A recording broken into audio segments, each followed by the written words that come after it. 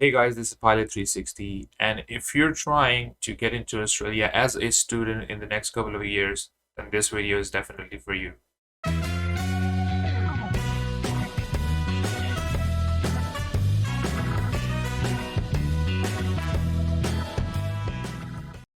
So I've got tons of tips and tricks for you in order to find jobs when you get to Australia as a student. So this video is specifically for student. If you're a student and you're trying to get to Australia in the next few years when the borders finally open up, so then first concern that students have normally is, will I be able to get a job there? Will I be able to support my tuition fees there? And the answer to that question is yes, you can, certainly.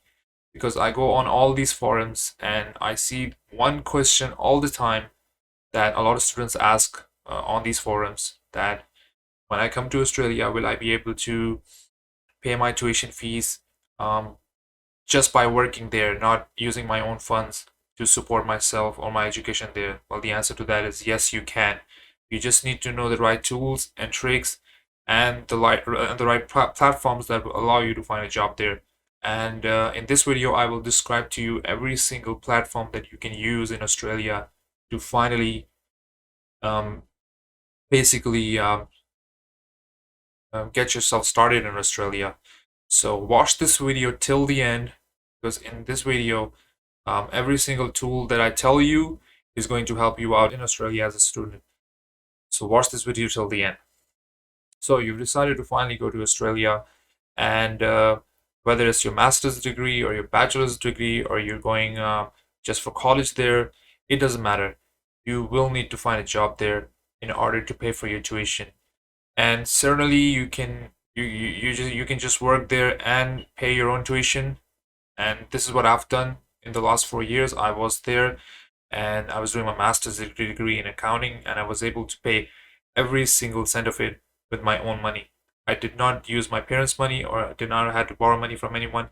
I worked there and was able to pay my whole tuition fees.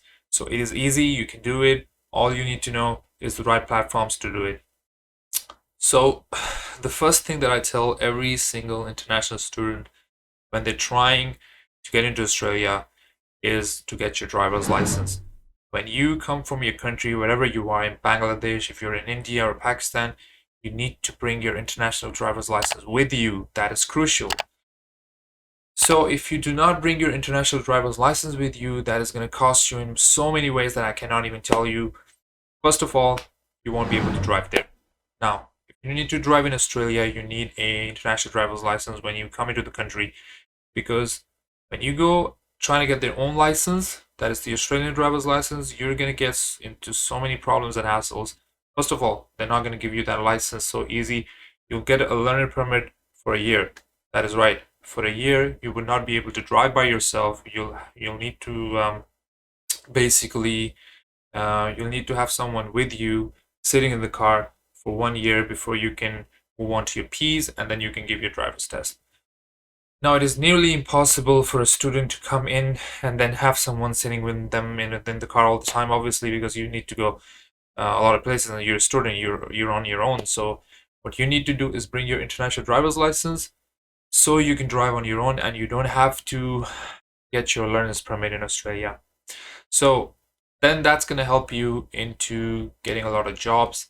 As a driver, you can do delivery driving, and that is something that I will describe in another video in detail about each and every single platform that you can use to drive in Australia. But for now, I'll just quickly recap everything that you can do in Australia.